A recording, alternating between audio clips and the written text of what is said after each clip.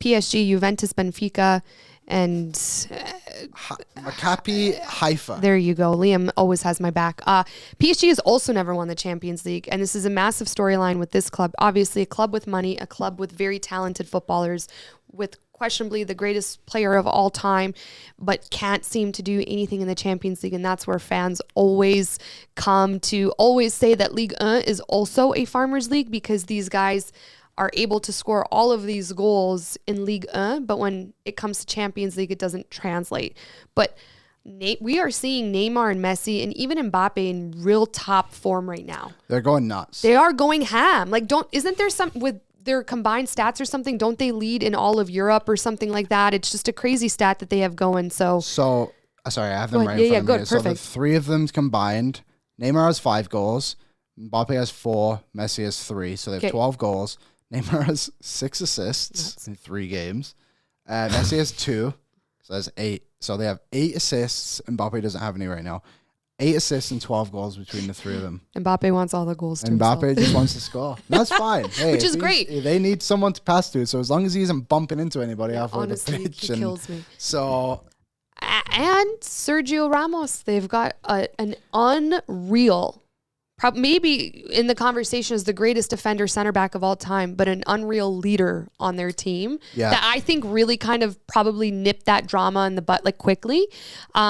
Just a team that I think might be different this Champions League around. Like, I just think that PSG and Bayern, who are always criticized for the leagues they're in, actually might show that they deserve some respect on their name this Champions League. I'm feeling the same. I'll save my pick for the final later on, but I think PSG have a great chance. I just, looking at the team here, there is everyone in their starting 11 is nuts. Yeah, I know. They just have so much talent, and they're going to be tough to stop. And now you're in your second year with Messi. Like, it's time to show up, and it's time to start producing these competitions and making it the distance. And you know what? They've got to at least make the final. Oh, yeah. And, you know, even semi-final just doesn't feel like enough right now for PSG, and they can do it. Like, they obviously have the guys, and this feels like a different Neymar to me than we've seen for the last few seasons.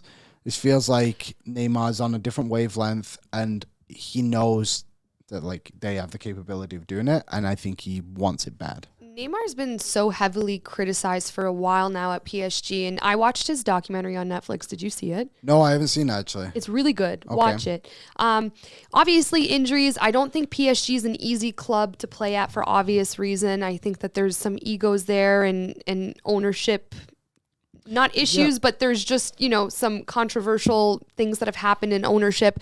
I don't think it's an easy club to play at, and I think that we are finally seeing a healthy Neymar get back to his playing ways, which we know he's one of the best generational talents we've ever seen.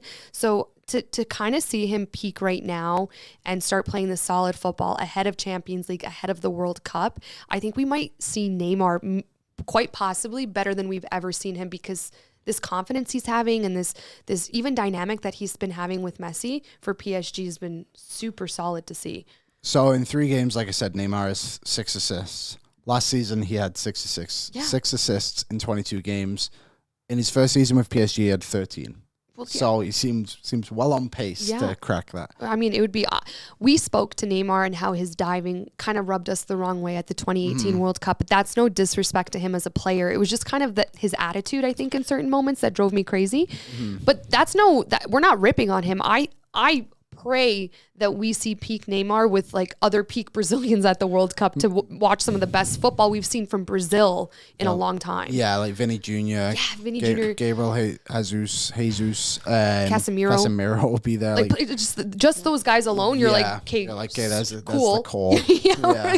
So good luck with just a 5-a-side game. Then you put Alisson in goal. And I know. There you go. I know. Other team in the group, Juventus. I wouldn't sleep on Juve, especially if they can get their injuries in check. Pogba, Di Maria.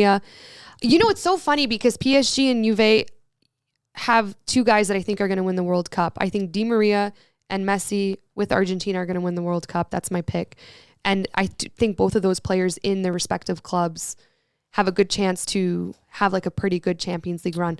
I don't want to put all my cards in or all my chips in on Juventus because I think we said on one show that last season was their first time they went a decade without a trophy. So we were all of a sudden like, wow, Juve needs a rebuild. And Chiellini left, who was their captain for, I believe, 17 years or some crazy stat like that.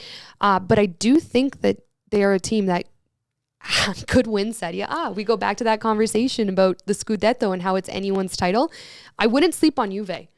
Yeah, I like Juve too. I do think they'll finish second in this group. They got a lot of guys, but like you said, like they're banking on those injuries to come back and make a difference. Like Di Maria in that first game of the season was so good, and he was the heartbeat, and then he got hurt, and we didn't see him last week against Sampdoria, and then they didn't score a goal.